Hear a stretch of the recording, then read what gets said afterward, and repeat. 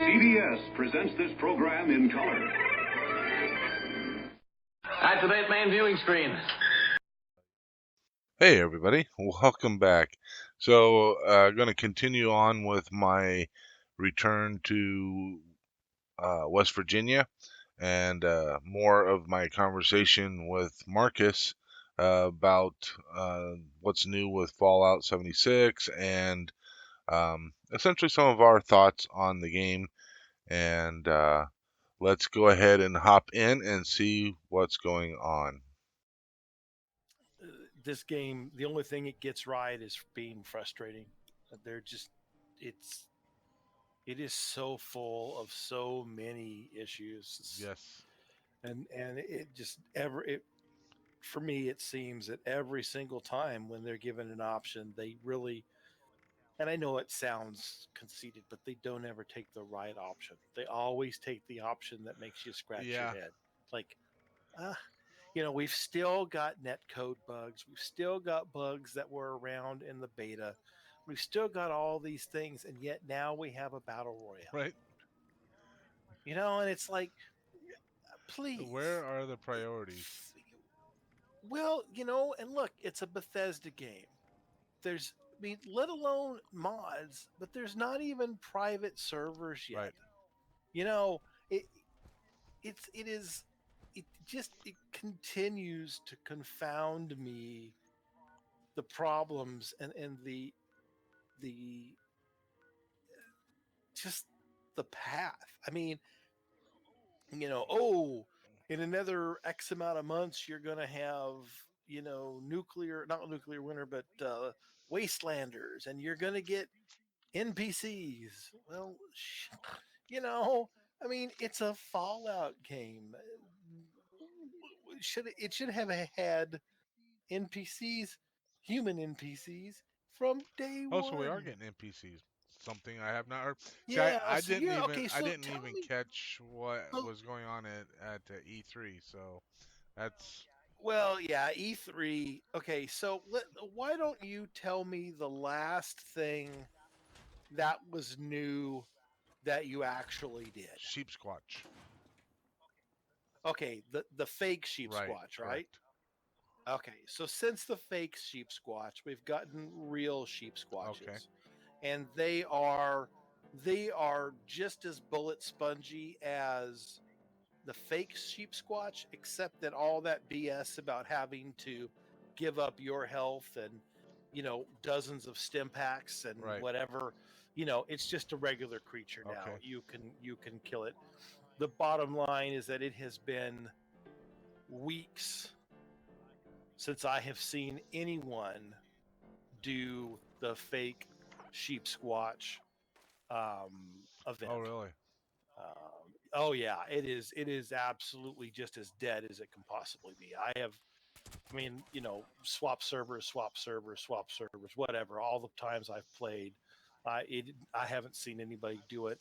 I would say at least a month. Yeah, no, it's a dead thing. People don't do it anymore because the problem is that the rewards are not worth it. It eats through just countless numbers of resources, and it requires people to work together, which people of a certain level or better willing to work together. Right. A level 5, a level 25, a level 50, in all honesty, is going to have their butt handed to them with that. Nobody does it. Literally nobody does it. I haven't seen it. I've played countless numbers of hours. Nobody does it. So that died. It was over it was overly hard for no particular reason. It was just something to make people say that, oh, you know, it's not too easy. Right. But again, if I go into something and it's a 5-minute thing or a 7-minute thing, and it costs me 15 stim packs because I'm one of the people dumb enough to become a conduit, Right. and I don't know, Radaway and stim packs and, whatever. Yeah, no, it's not worth it. It's a great place to go and hide and take pot shots at things and farm XP, but as a reason for my 101 level character to go to waste all that for one, maybe 2-star, if you're lucky, 3-star item, because the game still doesn't give 2-star and 3-star items with 2 and 3-star enemies. That's still a bug. Right. I don't know if that's a bug or not. I mean, Bethesda has not really said either way, but to me, it's a bug. If it's a starred enemy, and you should get the amount of stars of the enemy, that's the whole point. Even if your charisma is low, whatever, then it shouldn't be a 3-star enemy for Right. you. It should only be 2 I or agree. whatever. I can't tell you how many 1-star items I got from that stupid thing. So yeah, it really it's a waste. It has gone. It has died totally. I mean, I'm sure people will. What happens is people figure out. I think probably you'll see more people doing it because it's been long enough now that people who are going through the quest at this point don't realize what the actual end of the quest Right. is. You can complete the quest. All you have to do is go to the place. If you just go to the place and read the terminal, you can walk away and the quest is done. You don't actually have to spawn him and kill him to complete the quest. Right. So people, we all know that now, but I'm sure that people will come along and not know that and spawn him a few times. But again, it has been it puts up a system wide message, so you're not going to miss it. You get a pop up window in your game window that says, "Hey, a cryptid is attacking," or whatever it says. So it's not like I've just missed it. No, I haven't seen it on a server in weeks. Oh wow. So let's see what came after that. We had the trader, Mamunga, like whoever, the mole miner chick. Right. So what that is you get.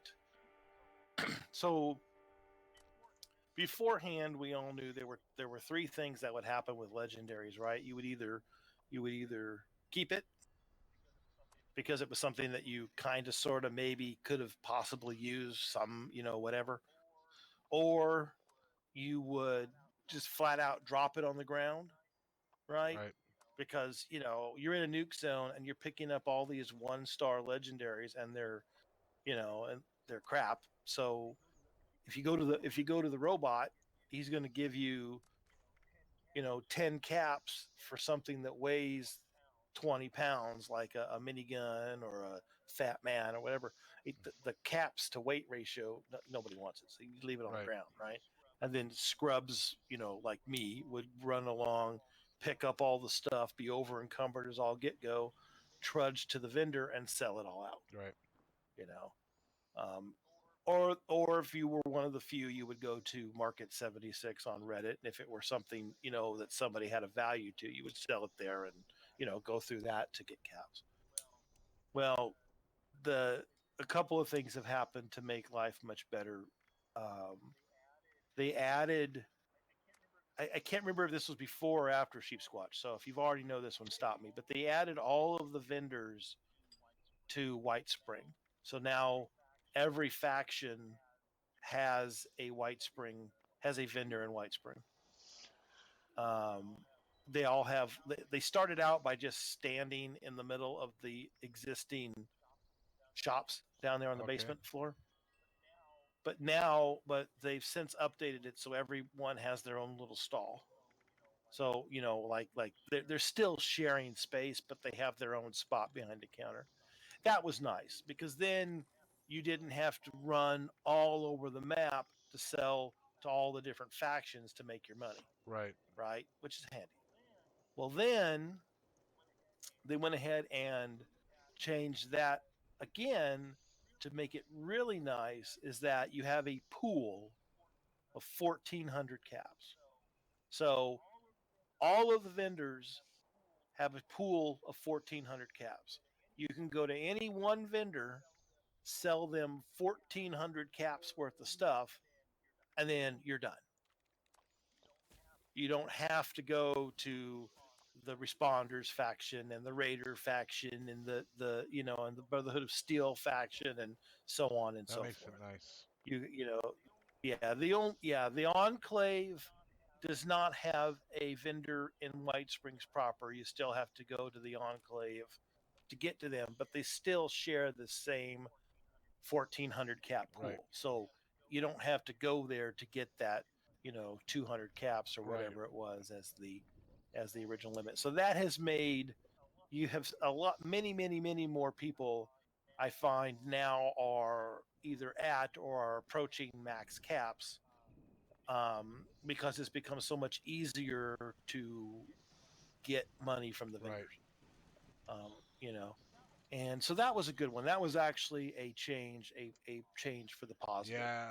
We were all kind of worried about it at the beginning, but that one. I don't know anybody who dislikes that one. No, that's definitely We all like a that win, one. and I mean that's something that they should have done in the beginning. I found Oh yeah, now yeah. that still can't sell ammo to a vendor, but you can sell it No, yourself, you can't sell ammo. which is Right. but Well, right. Well, okay, that's the next part. So if you want to continue on the theme of vending, you still can't sell any form of ammo. You still cannot sell any form of magazine. Magazines are still no longer still not sellable. Most you can't sell. But there's something else you couldn't sell that I tried to sell the other day. But anyway, yeah, that hasn't really changed. You cannot sell that stuff. Um, but you can sell all of it now. And what they've also added, which is player vending. right. And player vending has gone through some growing pains, mainly because people don't understand the mechanics of the game, especially when it comes to building. But Bethesda has fixed it, or quote fixed it unquote. So you can have a vending machine. The vending machines are available to any player level 2, straight out of the vault, straight out of Compton, straight out of the vault. You can drop a camp and put up a vending machine. Okay. Now you have to power it, so but still you can put up a vending machine and you can throw anything, ammo, magazines, chems, guns, anything you want at any price you want, accepting that there is still I believe it is 5,000 cap transaction limit. I don't remember exactly. Oh, for something that you're But selling? up to the cap limit. Right. Yeah, there's an individual transaction limit. And I think it's 5,000 caps. It might be more than that. But the whole point is you can't put anything in. You can't set a price for more than the transaction limit. Now they may have changed to what the transaction limit is now. You might be able to go to whatever, but you can't do that. And the other thing is you got to be careful is if you're at maximum caps. Let's say you're at 24,500 caps, and somebody comes along and buys something in your shop that's 750 caps. Well, you're only going to get the 500. Okay. So anything 25,001, you lose. Right. Also, there's a 10% tax, and I quote. So don't choke on this. This is a quote. To preserve the in-game economy, there's a 10% tax that Bethesda takes off the top. Don't what the hell that means? Obviously, it's bullshit because the caps have no real value, and the roads in Appalachia are not getting paved. Right. So I have no idea what the 10% tax is, but it is a 10% tax. So, for every 100 caps, you get 90.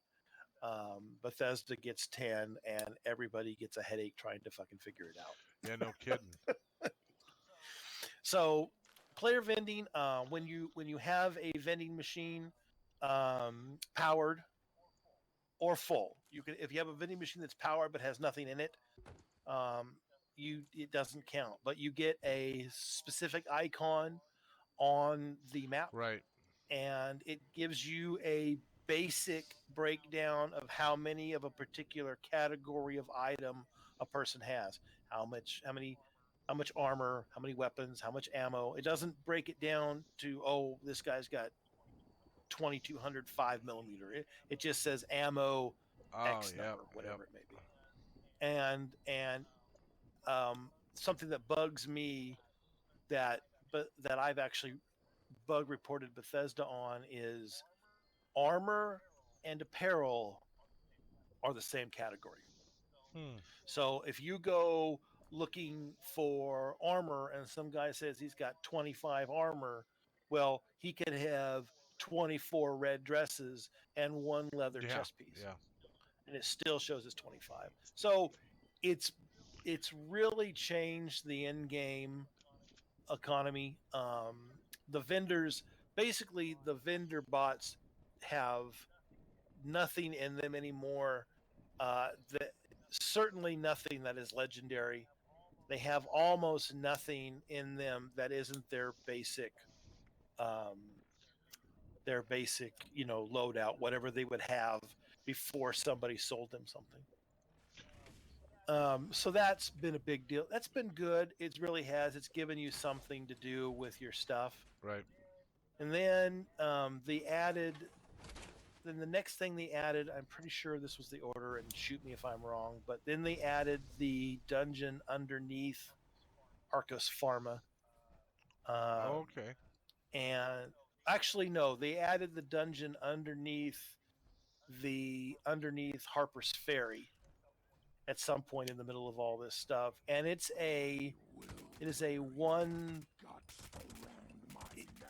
repeatable. It's fun. It's great. It's kind of neat for the lore. You go down there, you go through it. They played it up a lot. Oh, you're going to need a team, and you're going to need to be at least level 50. And no, you don't need a team, and you could probably do it at level 20 with one weapon tied behind your back. It's really not very difficult. Wow.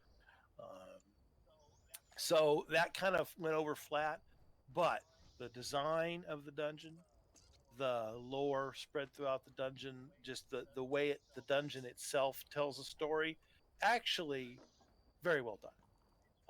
It's definitely worth going through. It's not worth going through for the loot. The end boss, I won't spoil it to you except to say that the end boss is, whatever. And the loot is most certainly, but the experience of going through and nooks and crannies of the dungeon is actually pretty cool. That's definitely worth it. Well, that's good to know. Remember I've got 5 characters, Right. man. Stupidly. So every single one of these things I've done 5 times, So yeah, it's to me it's before I, even just doing it once with all of my characters, it's old hat before it's done, right? So then they added a dungeon underneath Arcos Pharma, and that I don't see a lot of people talking about it. It has the potential to be a pretty good place for farming legendaries and for farming stuff like that, but it's it isn't great. It isn't a lot to be cracked up to be. We've all done it a few times, but Mike, Mark, me, Liz, none of us have really done it a bunch. There's not a lot of people. Originally, people made some YouTube videos about it, but most of the people that I follow, even casually, it's become, well, just like the sheep squatch thing. It was one and done for the Right. experience. Um, they've made a number of changes to survival mode. Um, Survival mode, being basically kill on sight. They've made some changes for the better, I think. Um, Now in adventure mode, they have completely turned off um, um, uh, PvP unless you specifically do a small subset of things to turn it on. Oh, okay. Um, you can't destroy my base. You can't do any stuff like that. Um, you have to be in the circle of you. Don't, PvP only comes when you turn passive mode off and shoot someone who then turns around and has passive mode off and shoots you back. Oh, okay. You if or if you come up if you try to take somebody's workshop, which there's a whole bunch of changes in that whole Right. dynamic, but the big ones are if you're not in the circle, you're not part. So, for example, the problem I always had was, Mark likes PvP and he would take a settlement and people would come to try to grief him because the rules used to be that they would get more caps because of his Right. level, right? You get your level plus whatever. So I mean, he would lose, hundreds of caps, right? Right.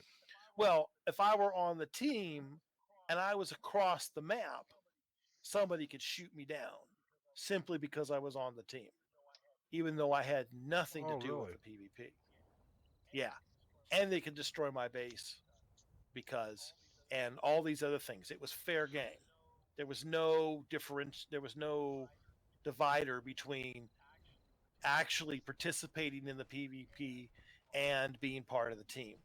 There was nothing. It was one and the same. Well, they've changed a lot of those rules. So now, basically, if you're not there in the circle participating in PvP, then they can't come up and ambush you, because that's what they would do. They would be a team of three, and so they would find who owned the settlement, and then the workshop, and then they would find them on the map, Right.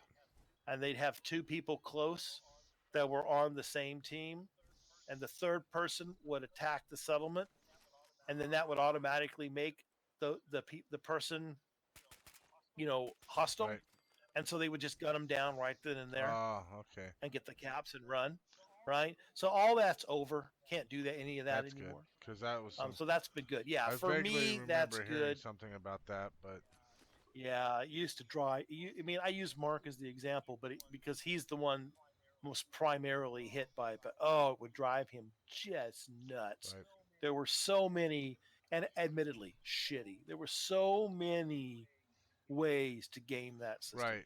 I And mean, rightfully so, I you can know, understand because I mean, if you're just trying to yeah. go about your day Oh and then you yeah. got people just jumping on you, Right. then Well, and it was also as simple as, okay, somebody's shooting you and shooting you and shooting you, but they wait for an environmental to start to hurt you. right, Then they would shoot you, and the minute you would go to shoot the environmental, you were fair game, and they would yeah, take your shit, right?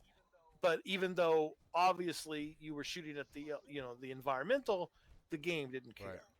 So all of that stuff has been changed. If you're running around in passive mode, your base is completely undestroyable.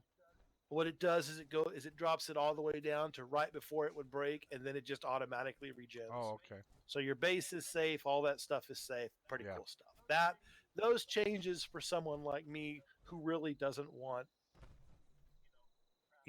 crap to do with PvP, which is, I mean, it's Fallout. I don't care for PvP, right, right? It's those changes were for the better, for sure. cool.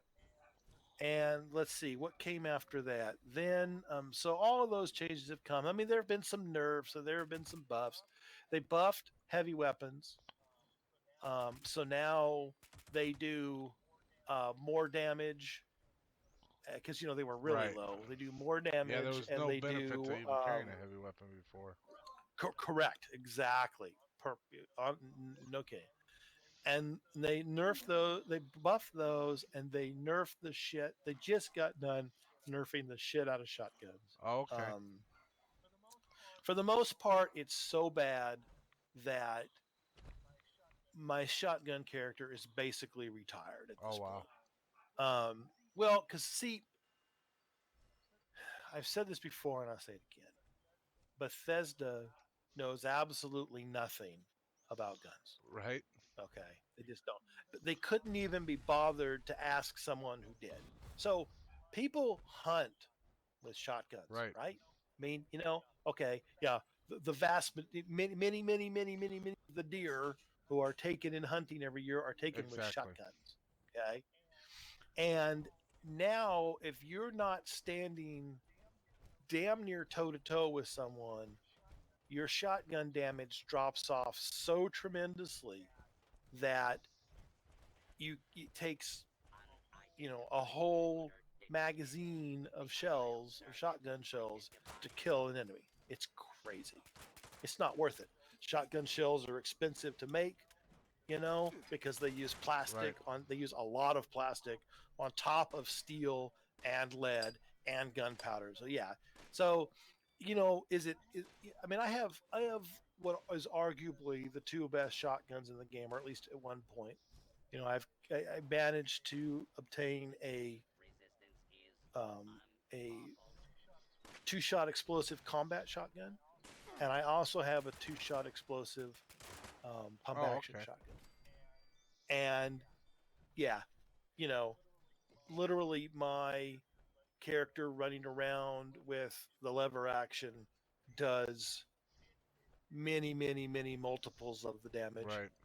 Well, and I've also thought that 308 should not do more damage than a 50 cal, and they can't seem to figure that one out. They did. Well, and what's funny is they supposedly fixed that, but in all honesty, from a pure damage standpoint, hardened 308 receiver in a bolt action rifle, whether it be the hunting rifle or the sniper rifle, does no less damage. In fact, in some cases, does more damage still than the 50 cals. And yet they supposedly, quote, fixed that, unquote. So yeah. I don't get that one. I mean, the 50 cal should start at whatever the best damage of the 308 is and go up from there. Exactly. Go up from there. It should not. They should. Yeah. Neither of the two should ever overlap. I mean, if you've ever held a 50 caliber out of a, just the shell out of, a Barrett or something, they are flipping enormous. Exactly. And the amount of powder behind, it's just, it makes, again, yeah, they obviously A, don't shoot guns, B, don't have guns, and C, can't be bothered to ask. Exactly. So yeah, I mean, a 50 cal anti-armor, no, it doesn't matter. A 50 cal will rip right through a car, right? Both sides of the car, in, out, through you, through the tree behind you, and whatever the hell else, right? So yeah, I mean, the Army doesn't use them as anti-material and anti-personnel weapons for nothing, right? Okay. Yeah, there's a reason why anyway. The Ma Deuce has been around since like 1918 or whatever.